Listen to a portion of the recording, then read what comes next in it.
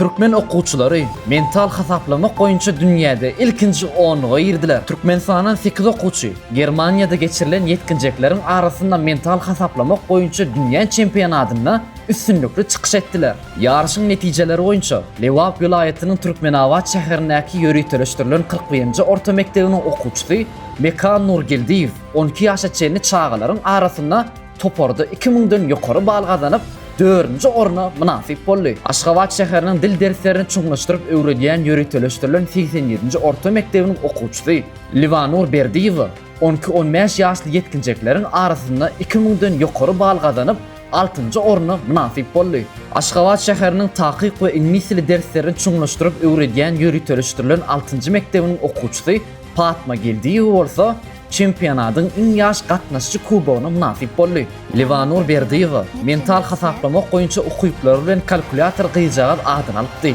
Geçen ýyl ol Russiýa teleýaýlymynda täsin adamlar gepleşigine tiz hasaplamakda okuýuplaryny görkezip gepleşigiň gahrmany bolupdy.